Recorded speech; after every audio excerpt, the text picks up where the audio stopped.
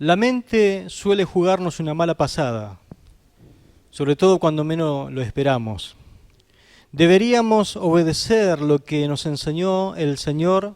Allí en Mateo capítulo 22, el verso 37 dice: amarás al Señor tu Dios con todo tu corazón, con toda tu alma y con toda tu mente. Amén. Con toda tu mente significa con todos tus pensamientos. Es muy importante entonces cómo pensamos, porque toda acción siempre es precedida de un pensamiento. Nuestros actos son el resultado directo de nuestras ideas. La mente entonces es la precursora de todos los actos. Bien lo explica Pablo en Romanos capítulo 8, verso 5, que dice: porque los que viven conforme a la carne ponen la mente en las cosas de la carne, pero los que viven conforme al Espíritu, en las cosas del Espíritu. Es decir, ponen la mente significa ponen sus pensamientos. Piensan solo o en la carne o piensan solo en el Espíritu. Los problemas en los cuales viven agobiada tanta gente precisamente tiene su raíz en su patrón de pensamientos. Puede darse cuenta usted cómo Satanás concentra todo su ataque sobre la mente del ser humano, ofreciendo una idea tras otra para que de alguna manera la aceptemos y caigamos en su trampa. Hay pensamientos que vienen de Dios y otros que proceden de fuentes muy turbias. Podríamos decir del mundo, de la carne o del mismo diablo. Por eso todo pensamiento que no proceda de Dios, deberíamos aprender a rechazarlos. Todo pensamiento que no proviene de Dios, tenemos que aprender a rechazarlos. El cristiano, por lo tanto, debe prestar atención a su forma de pensar. El cristiano debe prestar mucha atención a su forma de pensar. Dicho de otra forma, deberíamos pensar bien lo que pensamos. Así se titula mi mensaje: pensando bien lo que pensamos. Pensando bien lo que pensamos. ¿Por qué deberíamos pensar bien lo que pensamos? Por las siguientes razones. Número 1, porque quien controla la mente también controla las acciones. La mente es un lugar estratégico a conquistar necesariamente. Escuche las palabras de Pablo, 2 Corintios capítulo 10, verso 5. Derribando argumentos y toda altivez que se levanta contra el conocimiento de Dios, y llevando cautivo todo pensamiento a la obediencia a Cristo. Note los términos bélicos que utiliza Pablo, los términos de batalla, de lucha, de guerra. Tenemos que tomarnos el tiempo para conocer entonces la palabra de Dios, leerla, estudiarla lo suficiente bien como para ser capaces de rechazar los pensamientos que asaltan constantemente a nuestra mente. Debemos compararlos, a ver si esto que me vino a la mente tiene que ver en algo con la voluntad expresa de Dios en su palabra. Por eso la palabra de Dios para nosotros tiene que servir de filtro o de un colador, para ver si ese pensamiento que de repente aterrizó en mi mente y me está haciendo pensar estas cosas y me está deprimiendo o me está haciendo sentir mal, tiene que ver o no con un pensamiento de Dios. La palabra de Dios entonces nos sirve como un filtro y para ver que si de alguna forma algún pensamiento exaltado quiere pasar por encima de la palabra de Dios, tenemos que atraparlo, traerlo por la nariz y llevarlo cautivo y someterlo a Cristo. Es como una guerra, es como una lucha que tenemos que tener. Si hay un pensamiento que no viene de Dios, lo traemos y lo sometemos a Cristo y decimos: esto no es de Dios, la Biblia dice así. Claro que hay que ser drástico y hay que entender que hay pensamientos que no son de Dios. Debemos tener una mente rendida a Cristo y resistir toda clase de pensamiento que quiera infiltrarse por cualquier tipo de medios. Hoy la mente es asaltada y abordada como se abordaba los barcos en la antigüedad para someterlos a través de los medios de comunicación. La mente es la sala de operaciones donde se resuelven muchas acciones en nuestras vidas. Hay un texto en Mateo capítulo 4, versículo 1 al 11, que no lo vamos a leer, pero usted anótelo, donde habla de la tentación de Cristo. El mismo Señor tuvo que librar una batalla en el desierto después de un prolongado ayuno, 40 días de ayuno que él tuvo. Satanás lo puso a prueba, y lo que puso a prueba fue su identidad, la identidad del Señor.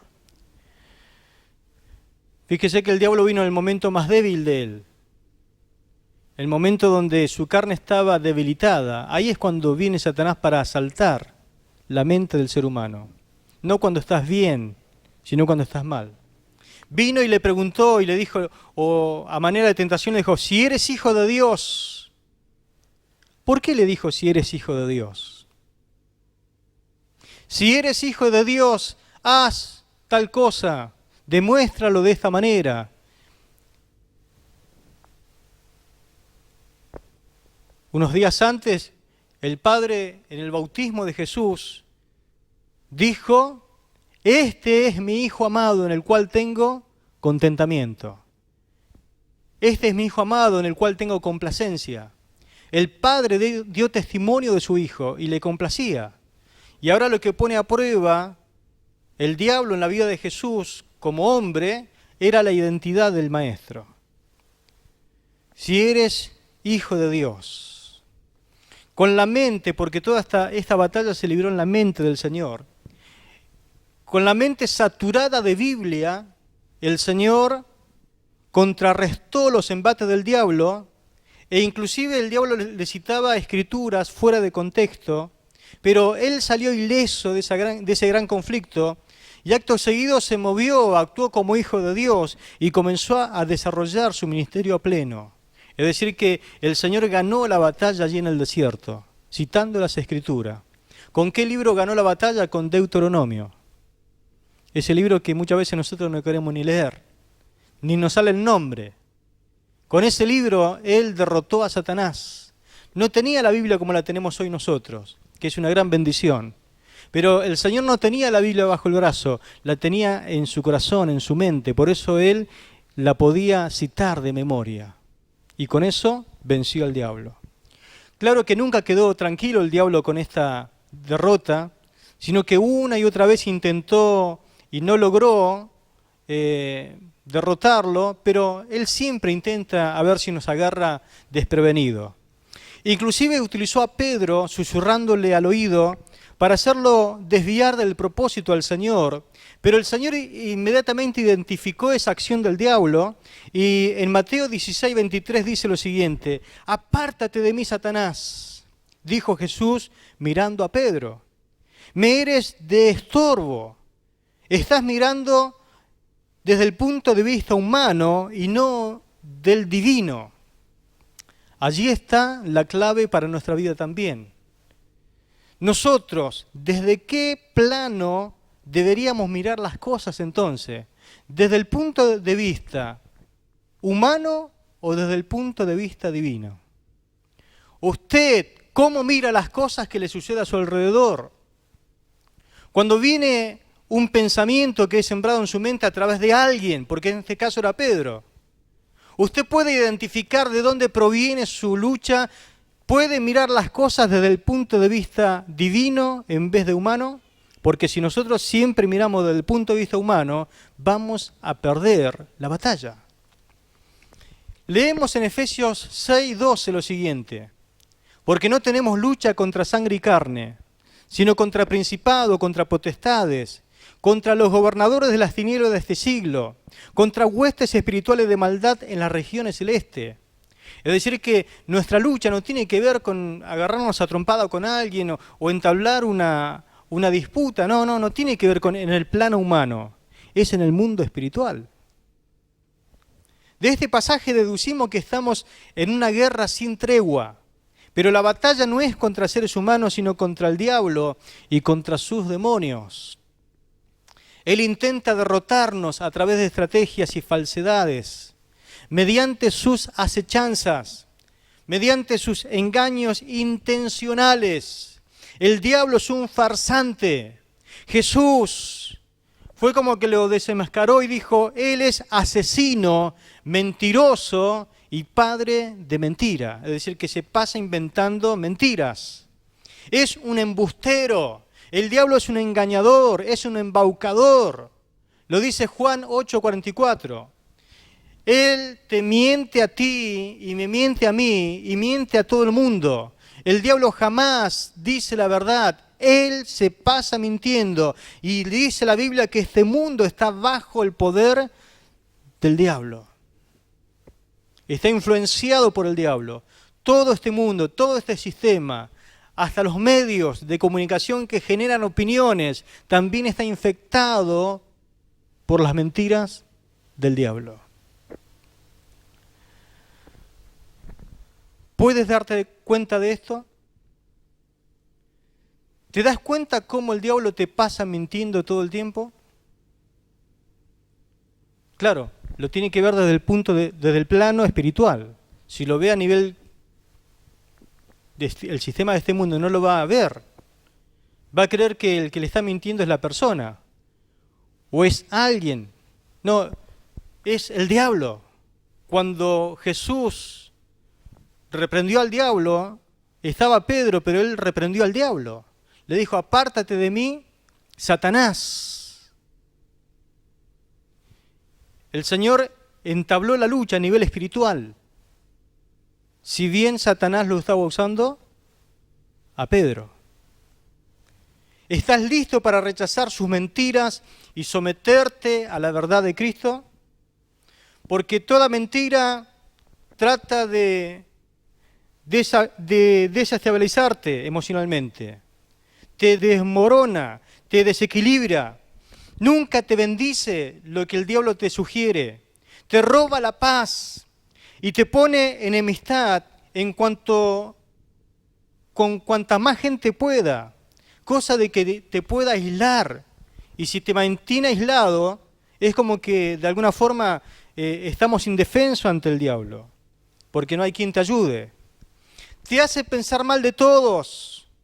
Te hace pensar que los demás solo tienen malas intenciones para con tu vida. El diablo hace que creas que a nadie le importas, que nadie te considera. Él solamente emite mentiras y a nivel pensamiento te miente, te manda más mentiras y constantemente te bombardea con mentiras. Lo que tenemos que nosotros hacer, como hizo Jesús, echarlo fuera en el nombre de Jesús. Sacarlo de nuestra mente, tratar de filtrar esos pensamientos, decir, pero ¿esto viene de Dios o de quién viene? ¿No será que viene del diablo? Si viene del diablo hay que echarlo fuera. Te mete pensamientos para llenarte de miedo, para aislarte, para que creas que ni a Dios le importás. No te mandó un pensamiento en este tiempo de cuarentena, te vas a contagiar y te vas a morir.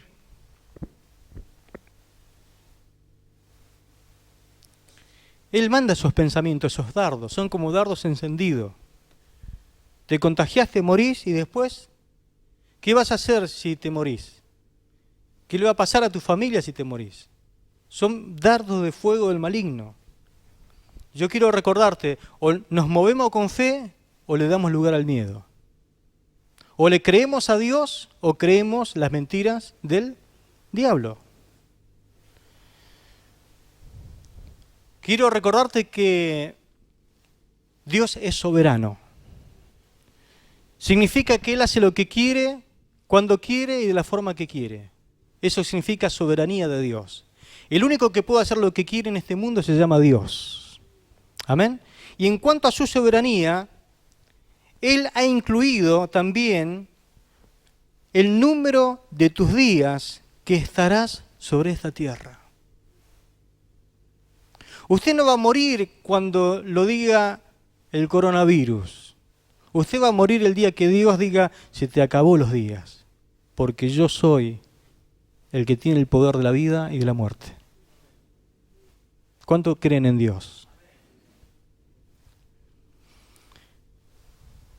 Por eso, tomad todas las medidas de precauciones de seguridad y protección por prudencia, pero escuchá lo que dice la Biblia. Salmo 139, verso 16. Te lo voy a leer en la Nueva Traducción Viviente. Me viste antes de que naciera. Dios tiene ese poder de haberte visto antes de que naciera. ¿Dónde estaba usted antes de que naciera? Dios ya a usted lo conocía. Antes de que naciera significa antes que el esperma y el óvulo se junten. Ya antes de eso Dios ya lo conocía a usted. Porque usted está aquí porque Dios planificó que usted esté aquí. Ese es Dios. Ese es Dios. Me viste antes que naciera. Escuche, cada día de mi vida estaba registrado en tu libro. Todos los días que usted vivió, vive y va a vivir, ya están registrados en el libro de Dios. ¿Lo puede creer? Porque eso es ejercer fe en la palabra de Dios. Cada momento fue diseñado antes de que un solo día pasara. Dios no es que va improvisando a medida de que vas viviendo. Todo Dios ya lo planificó y se está ejecutando al pie de la letra como Él lo planificó. Amén. Y en Job capítulo 14, verso 5 dice, porque si vamos a creer lo que dice la Biblia. Dice, tú has determinado la duración de nuestros días. Tú has determinado la duración de nuestra vida. El que determinó cuántos días vas a vivir sobre la tierra es Dios. ¿Lo puede creer? Él ya ha determinado cuántos días usted va a vivir. Dice, tú sabes cuántos meses viviremos y no se nos concederá ni un minuto más. Por más que usted ruegue, llore y patalea, cuando Dios dijo se acabó, se acabó. Así que viva con fe en lo que Dios planificó para su vida. Amén. Algunos duran más, otros duran menos. Algunos decimos, ¿cómo este nunca se va a morir? Porque algunos lo queremos mandar al cielo, ¿no? Y el que queremos que muera, no muere. Y el que viva, se muere. Pero eso lo determinó Dios. Dejemos a Dios lo que es de Dios. Y nosotros vivamos cada día con plenitud y démosles gracias al Señor por la vida. Amén. Usted tiene la vida asegurada hasta que termine todo el trabajo que el Señor le asignó sobre esta tierra. Amén. Hasta el día que Dios dijo, bueno, yo he determinado que fulano de tal viva haciendo tal cosa y cuando lo termine, se acabó y se lo lleva para el cielo. Gloria a Dios. O confías en Dios para todo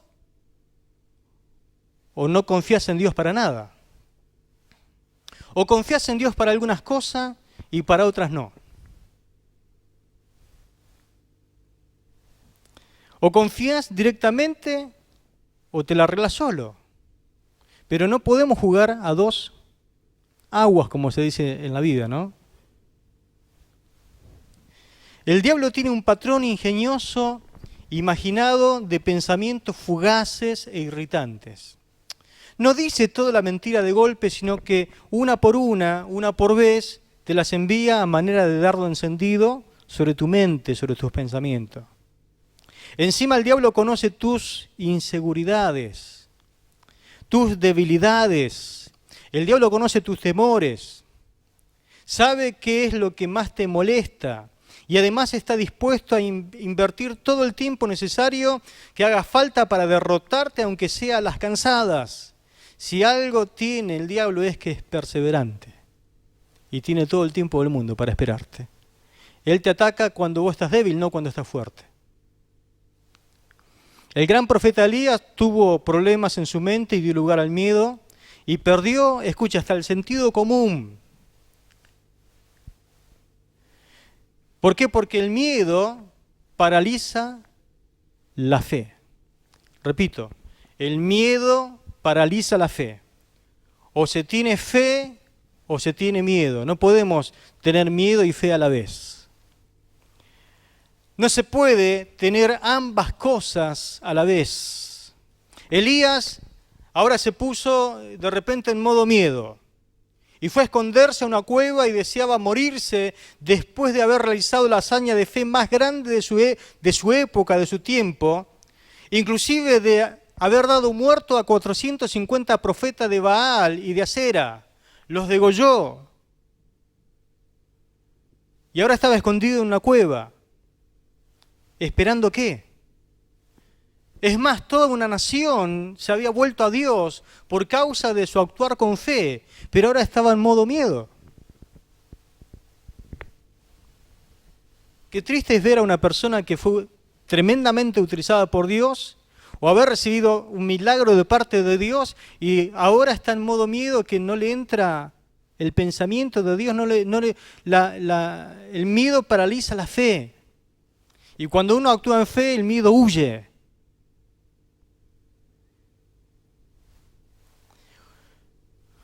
Y una vez que te sembró, el enemigo te sembró miedo y germinó en tu mente, dio a luz, después te controla como quiere, después te manipula como quiere, a gusto de él.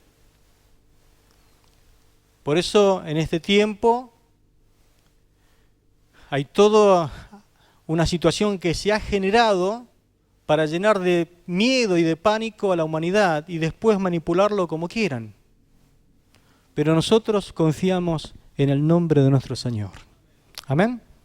David, el que mató a Goliat, usted conoce la historia, el que las doncellas cantaban que mató a 10.000. Saúl mató a 1.000 y David a sus 10.000. Que siempre su característica principal era haber confiado en Dios, quien lo guardaba poderosamente. Cuando se puso en modo miedo, huyó del palacio y dejó todo lo que le había costado y le había conseguido hasta ese momento. Y vivió escondiéndose del rey Saúl 7 años y medio. Siempre Dios lo guardó a David. Lo que pasa es que un día estaba tocando para Saúl y agarró su lanza Saúl y lo quiso enclavar a David, y David esquivó la lanza y Dios lo guardó. Pero ¿qué pasó? Que un día David comenzó a pensar y dijo, pero si yo sigo acá en el palacio del rey, va a llegar un día en que el rey me va a matar y va a terminar con mi vida. ¿Ese pensamiento es de Dios? ¿Qué dice usted? ¿Lo que pensó David en ese momento era un pensamiento de Dios? ¿Dios no lo había ungido para que él sea el rey? Entonces, por lo menos él tenía asegurada la vida hasta que llegase a ser rey. Pero no, él dudó del propósito, del plan de Dios, y dijo, si yo no escapo por mi vida, Saúl me va a matar, y yo no quiero eso. Así que empezó a huir, y huyó. Con 1.300 hombres lo fue a buscar Saúl. Dios lo guardó siempre. Pero Dios no solamente lo iba a guardar mientras él huía en el desierto, en las cuevas, sino que también siempre lo guardó en el palacio del rey. Lo que pasa es que cuando se pone en modo miedo, se paraliza la fe. La confianza en Dios. Y comenzó a huir, a hacer una cosa que Dios no quería que él hiciera, pero asimismo la vida de David comenzó en un sube y baja. Confiaba en Dios y por ahí le agarraba miedo. Confiaba en Dios y por ahí le agarraba miedo. Temía y por ahí confiaba. Se llenaba de espanto y después confiaba, volvía a confiar. Así fue la vida de David, como un sub y baja. Reiteradas veces, David fue como que hubiese recibido flashes, como para que él vuelva a confiar en Dios. En una de sus oídas, en 1 Samuel 21:9, dice la Biblia que cuando fue a hablar con un sacerdote, él estaba buscando algo para comer, le dieron pan para comer y le dijo, ¿no tenés una espada por acá para que pueda...? Pero ¿cómo? ¿Saliste a una campaña que te manda Saúl? Porque inclusive mintió hasta ese momento, que lo había enviado el rey. ¿Cómo vas a salir a una campaña, a una misión que el rey te manda y no venís con espada? Bueno, tengo una espada acá, le dice el sacerdote, está envuelta, fíjate, es la espada de Goliat, ¿la conocés? Y David dice, sí, no hay mejor que ella, dámela, la tomó. Pero al estar en modo miedo, la fe no actuó. Porque eso le tenía que haber recordado, ¿qué cosa? El episodio de cuando él, por haber puesto la confianza en Dios, mató al gigante Goliat. Pero no resultó. ¿Sabe qué hizo? Se puso la espada, montó el caballo y se fue a Gat. ¿Qué es Gat? La ciudad de los filisteos.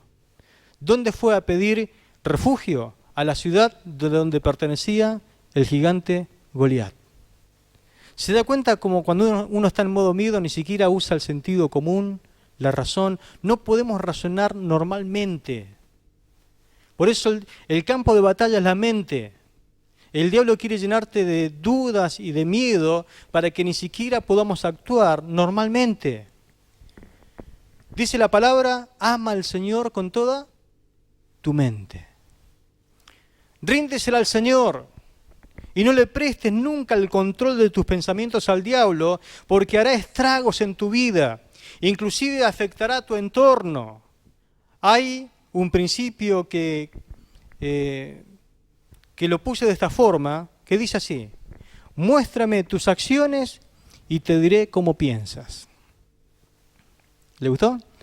Muéstrame tus acciones y te diré cómo piensas.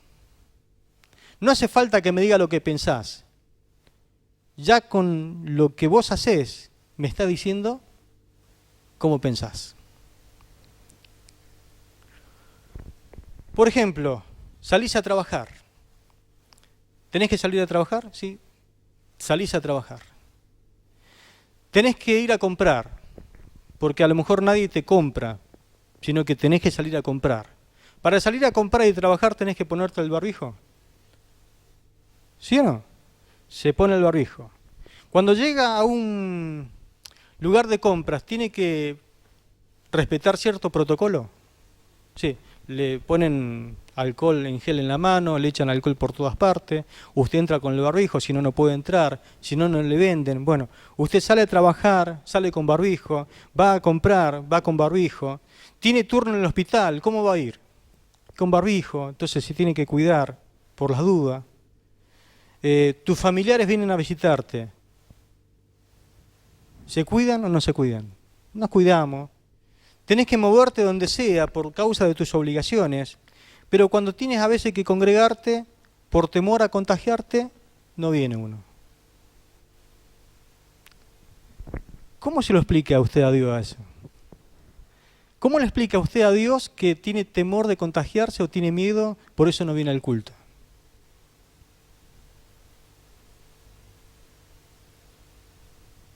Porque en el culto también guardamos el protocolo.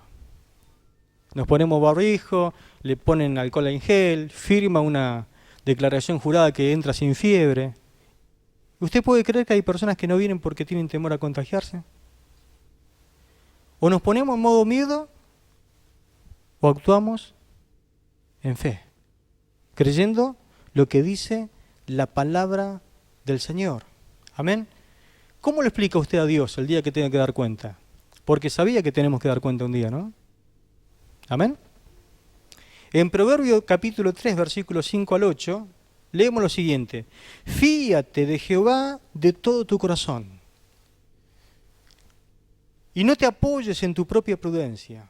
Reconócelo en todos tus caminos y Él enderezará tus veredas. No seas sabio en tu propia opinión. Teme a Jehová y apártate del mal, porque será medicina a tu cuerpo y refrigerio para tus huesos. Eso significa, y así te mantendrás sano. y fuerte. Si confiamos plenamente en Dios. Y no nos guiamos por nuestra propia prudencia, sino que nuestra prudencia va más allá de la prudencia propia, está en la confianza en Dios. Entonces, confiar plenamente en Dios, primero eso, confiar plenamente en Dios. Segundo, y actuar con prudencia es lo que te va a mantener sano, ¿sí? Y fuerte, pero no el orden. Primero no está mi prudencia, sino la confianza en Dios. Entonces, confío plenamente en Dios, que Él me va a guardar, guardo las leyes de protocolo, me mantengo confiando en Dios y sé que Él me va a guardar de todo mal. Amén.